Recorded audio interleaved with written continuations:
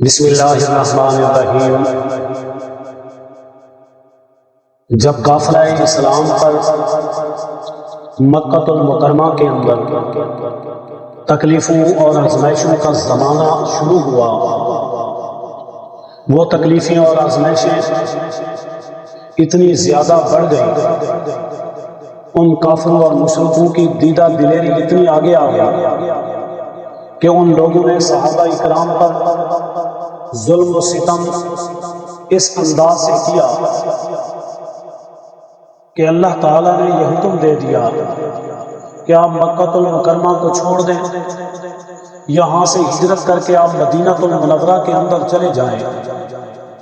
مدینہ المنورہ کے اندر جانے والے کافروں کے جب نام لکھے گئے، حضرت عبداللہ ابن جہش رضی اللہ تعالی عنہ وہ صحابی رسول ہیں کہ جن کا نام دوسرے نمبر پر تھا، کہ ان سے ایک شخص کا نام پہلے، اور یہ شخص حضرت عبداللہ ابن جہش رضی اللہ تعالی عنہ سے پہلے جس شخصیت کو ملا وہ حضرت ابو سلمہ رضی اللہ تعالی عنہ تھے، جو ان سے سبقت لے گئے، اور ان کے بعد ہجرت کرنے والوں میں آپ کا نام، اور یہ اللہ کے لیے ہجرت کرنا اور راہ فی سبیل اللہ میں اپنا گھر بار، اپنے اہل و عیال، اپنے وطن سے جدائی اختیار کرنا، یہ انوکھی بات ہی نہیں بلکہ ایک مشکل، ایک ایسا لمحہ ہوتا ہے کہ جب انسان اپنا گھر، اپنے اہل و عیال، اپنا وطن، اپنا وہ شہر جہاں ان کی زندگی گزری، پھر وہ شہر جہاں اللہ کا گھر موجود ہے، صرف اپنا گھر ہی نہیں بلکہ اللہ کا گھر چھوڑ کر ہجرت کرنے والے، پہلے بھی انہوں نے ہجرت کی حبشہ کی طرف، پھر یہ ہجرت کی مدینہ کی طرف۔ یہ ہجرت بہت بڑی ہجرت تھی، ان میں مرد، عورتیں، بچے، بچیاں، بوڑھے جوان سبھی شریک سفر تھے، کیونکہ ان کا گھرانہ اسلام کا گھرانہ تھا اور یہ خاندان ایمانی خاندان تھا۔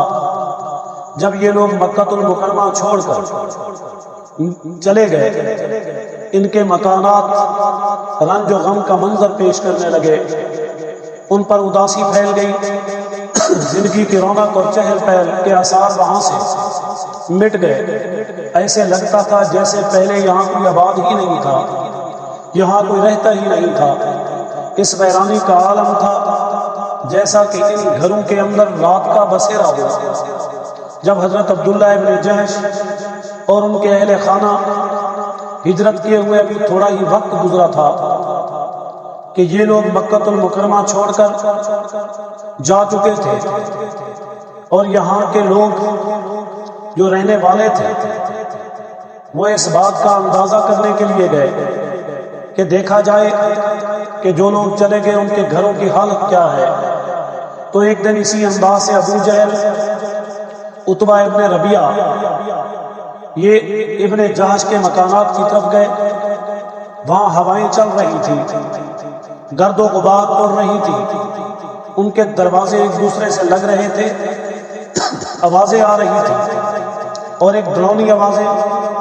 ٹکراتے ہوئے دروازوں کی چیخیں، یہ سن کر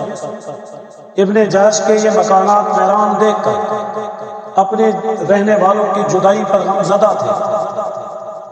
ابو جہل کہنے لگا،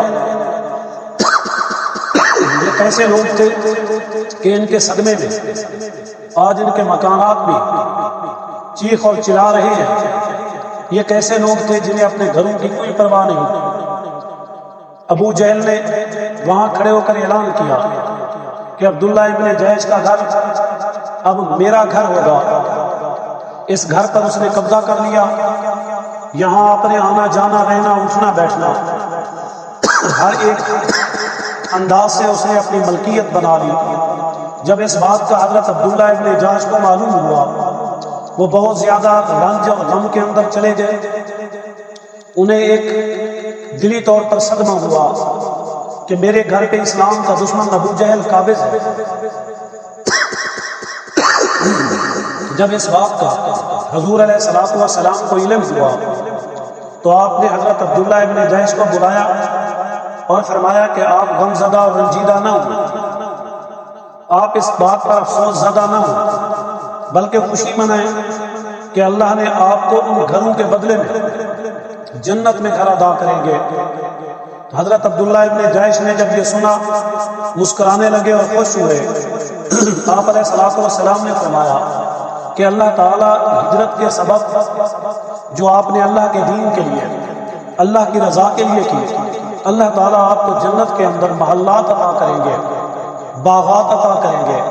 وہاں امن اور سکون اور عافیت والی ہمیشہ کی زندگی اور ہمیشہ کی نعمتیں عطا کریں گے۔